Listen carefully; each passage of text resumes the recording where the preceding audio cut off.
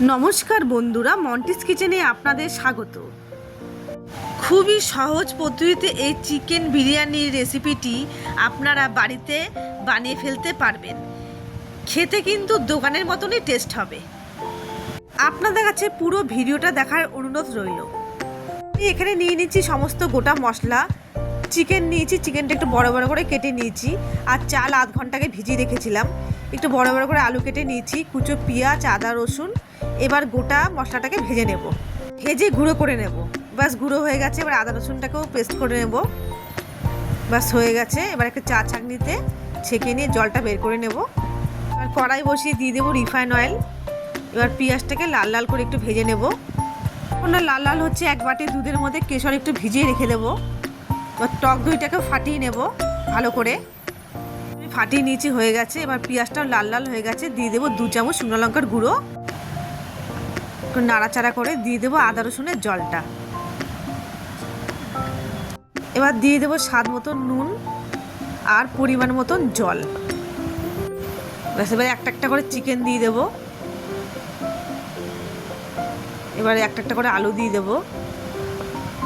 এবার দিয়ে দেবো গোলাপ জল, কেওড়া জল আর 1 চামচ ঘি।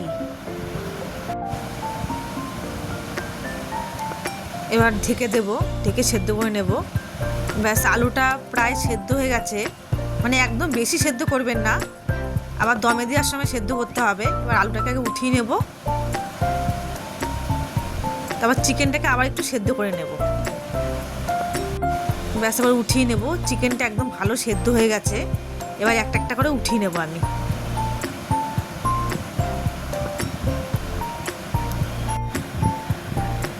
ব্যাস হয়ে গেছে, উঠিয়ে নেব। এবার ভাতের জলটা ওদিকে বসিয়ে দিয়েছি আমি, জলটাও গরম হয়ে গেছে। এবার ওর মধ্যে দিয়ে দেবো গোটা গরম মশলা আর ধুয়ে রাখা চাল।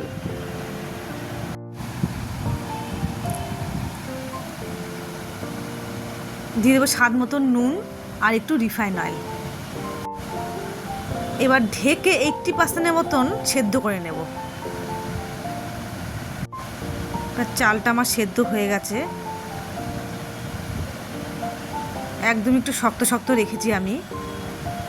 এবার এটা ঝুড়িতে ঢেলে দেবো। একটা হাঁড়ি নিয়ে নিয়েছি আমি, ওই হাঁড়ির মধ্যে দিয়ে দেবো গ্রেভিটা। এবার একটা একটা করে চিকেন দিয়ে দেবো, আলু দিয়ে দেবো,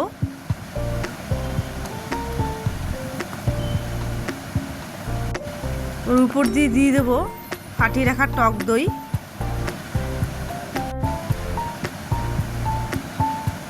বিরিয়ানি মশলা যেটা গুঁড়ো করলাম আমি। এবার দিয়ে দেবো উপর দিয়ে চাল। প্রথমে একটা লেয়ার দিয়ে দেবো। এবার কেশর ভেজানো দুধটার মধ্যে দিয়ে দেবো একটু মিঠা আতর, সামান্য একটু। এবার অল্প অল্প করে দিয়ে দেবো। উপর দিয়ে দিয়ে দেবো বিরিয়ানি মশলা আর সামান্য একটু নুন। এবার আবার চালটা দিয়ে দেবো। এবার কেশর ভেজানো পুরো দুধটাই দিয়ে দেবো।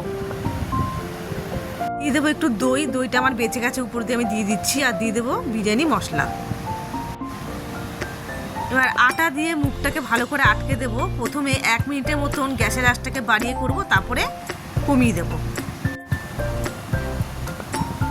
ব্যাস আমার হয়ে গেছে, দেখুন কত সুন্দর হয়েছে।